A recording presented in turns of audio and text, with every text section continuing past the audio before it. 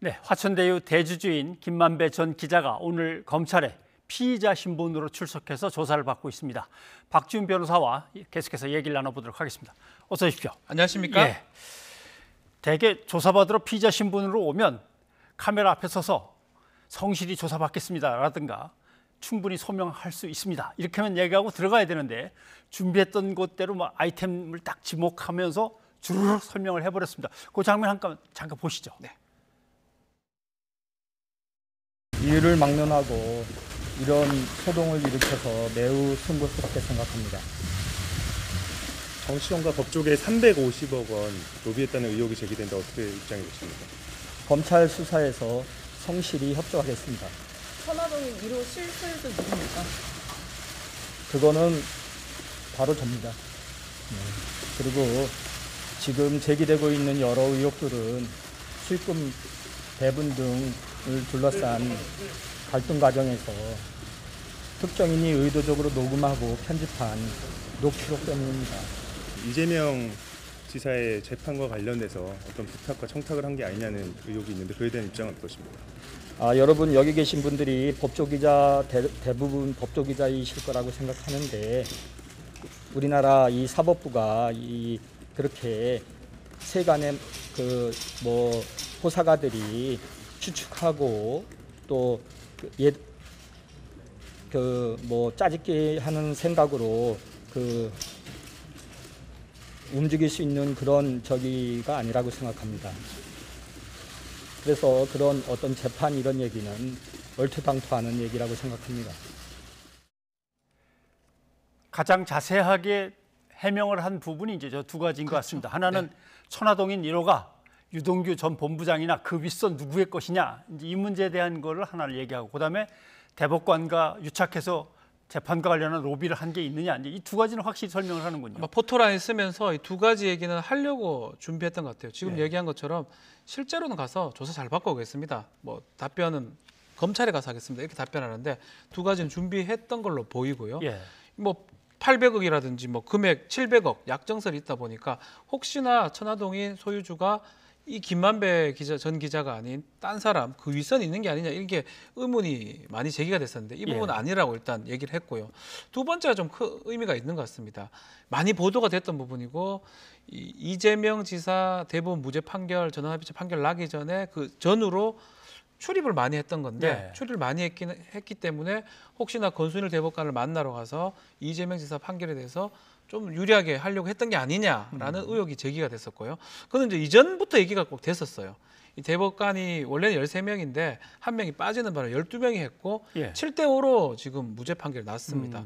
순서대로 봤을 때는 좀 선임자이기 때문에 권순일 대법관이 무죄를 하면서 아주 선택할 수 있는 권한이 있었으니까 저 사람이 뭘 받아 먹었으면 뭐 될지 않았을까 뭐 이런 논란이 됐었는데 그 얘기에 대해서 그것은 좀 불가능한 얘기다라고 했던 것으로 좀 보입니다. 근데 아마 기자 출신이라 그런 것 같습니다. 왜냐하면 누군가가 얘기하면 기자들이 다 받았으니까 자기가 그냥 아무 말도 안 하고 들어가면 또 상대편 얘기만 계속 언론에 이제 실리게 되니까 내가 쭉 얘기를 하는 게 언론에 내 입장을 조금이라도 더 얘기할 수 있는 기회가 되지 않겠나 아마 그런 생각을 한 것 같습니다.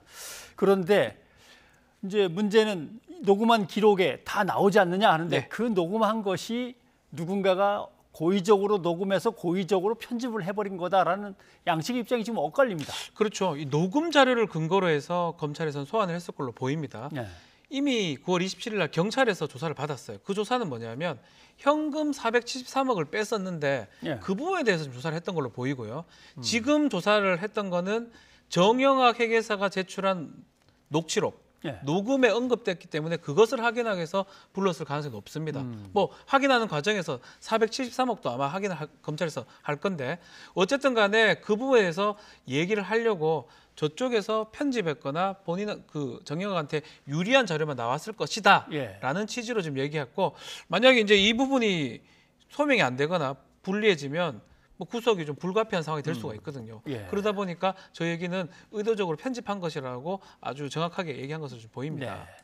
녹취록에 이제 뭐 700억 약정설이라든가 노비 자금으로 쓸 350억을 실탄으로 마련해서 뭐 이제 이런 얘기들이 이제 중중 나오기 때문에 그 부분에 대해서는 그건 입출금 내역 보시면 알 겁니다라고 하는데 실제로 현금의 흐름, 자금의 흐름을 보면은 어느 정도는 알 수 있는 거 아닌가요? 그렇죠. 지금 이제 확인을 지금 그걸 하고 있을 것 같아요. 예. 녹음에는 들어 있는 게 700억을 약정했다. 그리고 뭐 지금 언급되는 게 시의장한테 뭐 30억, 그 시의원한테 20억 등등 얘기가 나오고 있는데, 근데 문제가 있어요. 이게 계좌로 만약에 가버렸다 그러면 예. 하기는 좀 쉬워요. 예. 그리고 계좌로 갔으면 계좌로 가기는 좀 어려웠던. 뭐 제가 만약 저런 나쁜 짓을 할 것 같으면, 나쁜 짓은 아니고 저렇게 돈을 한다 같으면 계좌보다 현금으로 하겠죠. 너무 큰 돈인데 계좌로 옮기기가 참... 그러니까 뭐 좀 세탁하는 방법들은 뭐 어떤 예. 방법들이 있는지 모르겠지만 계좌로 옮기면 다 그 현금 흐름이 금융위원회 추적이 되거든요. 그래서 그렇게 하기는 좀 어렵다고 봤을 때는 현금을 해가지고 갔을 가능성이 있고요. 그 부분을 지금 계속 확인할 겁니다. 수사하는 입장에서는 이 돈 뽑아서 어디로 갔느냐, 뭐 이장 비용으로 썼다는데 그건 말도 안 되는 얘기니까 다 어디 갔느냐, 그 흐름을 밝혀낸다면 과연 돈이 어디로 갔고 어떻게 로비 자금을 썼고 누가 받았고 이것이 확인될 거라고 생각이 듭니다. 아무튼 돈은 빠져나왔는데 그게 이제 어디에 쓴 것처럼 해놓고 현금으로 따로 그렇죠. 비자금을 마련했을 수 있으니까 그걸 이제 추적해야 되는군요.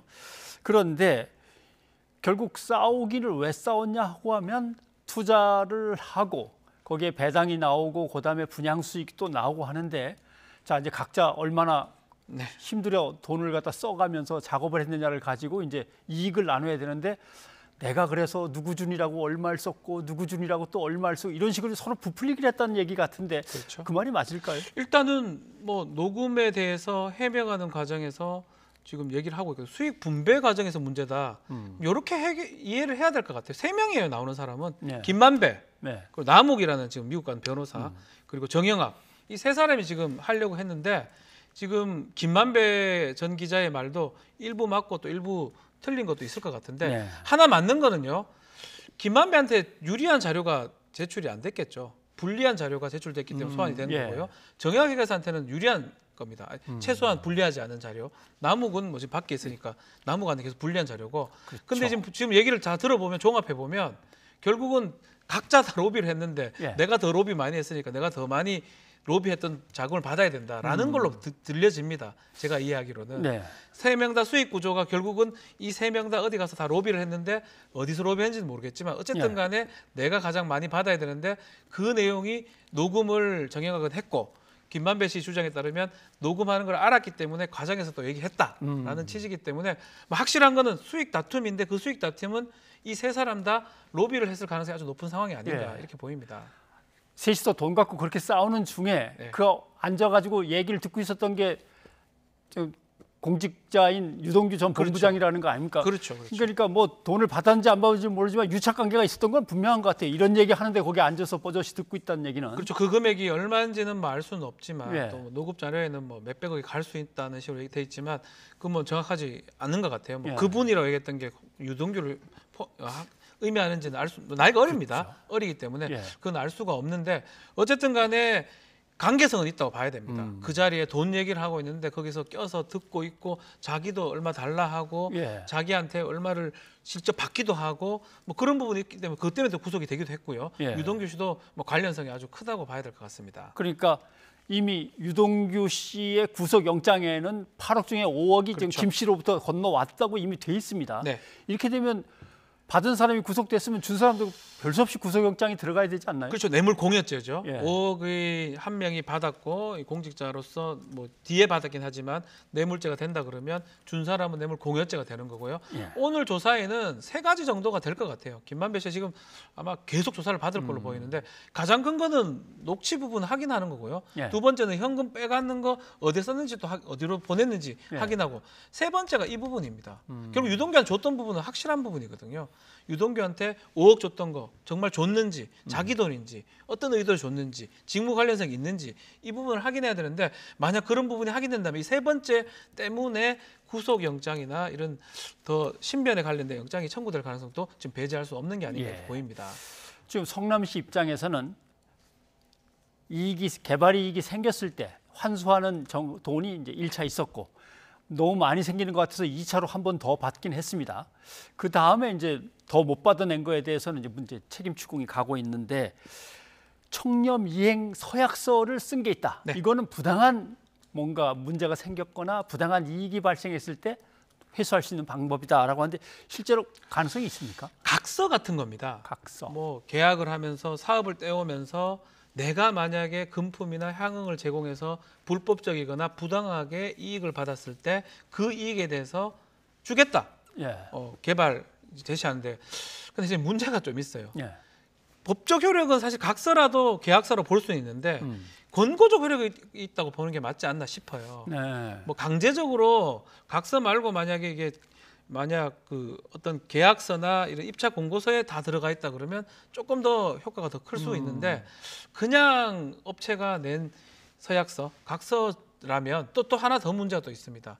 당시 이재명 시장이 성남 시장을 하다가 지금 경기도지사라면서 예. 연관성이 있는데 거기서 또 요청을 하는 거거든요.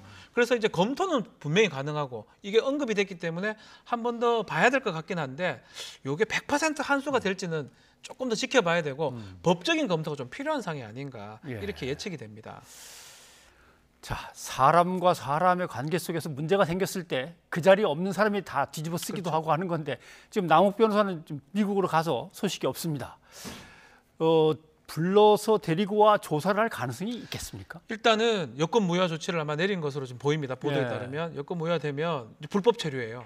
불법 체류이기 때문에 본인 비자는 효과가 없고 바로 돌아와야 되고 잡힐 수도 있고요. 인터폴하고 공조도 지금 가능한 상황이거든요. 예. 근데 이제 결국은 그렇다고 하더라도 우리 조현찬 전 기무사령관 보면 안 돌아오면 뭐 그만입니다. 미국이라는 나라 크기도 하고. 근데 본인의 뜻이 가장 중요할 것 같아요. 예. 본인이 이래 있다가 내가 다 뒤집어 쓰겠다 싶으면 들어올 겁니다. 아마 예. 세 사람 다 전 비슷하지 않을까 생각이 드는데 일단 정영학이 제일 먼저 제출했기 때문에 본인한테 가장 유리한 거면 남욱한테 가장 불리할 가능성이 높거든요. 그런 게 본인 인식이 된다 그러면 들어올 가능성은 있는데 글쎄 뭐 이건 본인 생각이기 때문에 예. 계속 도망댕길지 아니면 돌아올지 지켜봐야 될 것 같습니다. 모아놓은 재산이 있고 그 모아놓은 재산이 다 밝혀져서 일단 묶이면은 혹시 들어올 수도 있을 것 같기도 하고 지금 그렇게- 개발하려다 말았던 게 또 있거든요. 예. 로펌 사업이요. 네. 그런데 유명한 검사장 출신, 대법관 출신들의 법조인하고 당장 의원직을 내놓은 이제 곽상도 의원도 아들 문제 때문에 얽혀 있고 이런 사람들은 언제 소환될까요? 그러니까 사실은 이게 눈에 띄는 겁니다. 특히 네. 곽상도 의원 같은 경우는 뭐 뇌물 아니면 하여튼 이상하거든요. 제3자 뇌물이든 뭐 본인 뇌물이든 바로 불러가 조사를 좀 해야 될 부분 같고 나머지 이제 뭐 박영수 특검은 전 특검은 조금 확실한데 나머지 부분들은 50억 클럽들은 확실치 않기 때문에 예. 더 조사가 필요하지만 이제 눈에 띄는 박영수나 곽상도 의원 같은 경우는 글쎄요 저는 곧 소환이 되지 않을까 곧 불러서 조사를 하는 상황이 아마 되지 않을까 이렇게 예상이 됩니다. 어찌 보면은 부당한 이익을 환수한 것이 절차상으로 얼마나 잘 돼 있었냐 못 돼 있었냐를 가리는 것보다는 뇌물 받은 게 있냐 없냐를 가리는 게 훨씬 더 빨리 진행될 수도 있을 것 같은데요. 궁극적으로는 사실은 그런 부당한 뭐 무능 이 부분보다 형사적으로 문제되는 거는 특혜를 주고 그 과정에 돈을 받고 이게 문제가 되는 거예요. 돈을 주고 공직자가 이게 예. 문제가 되고 그게 지금 핵심이기 때문에 그 부분을 빨리 조사하는 게 맞는데 일단은 녹취록이 빨리 까지는 바람에 그쪽으로 지금 수사가 진행된 게 아닌가 이렇게 생각이 듭니다. 네, 알겠습니다. 일단 피의자 신분으로 지금 김 씨가 조사를 받고 있으니까 결과가 나오면 또 얘기를 나눠볼 시간이 있겠죠. 박 변호사님 고맙습니다. 감사합니다.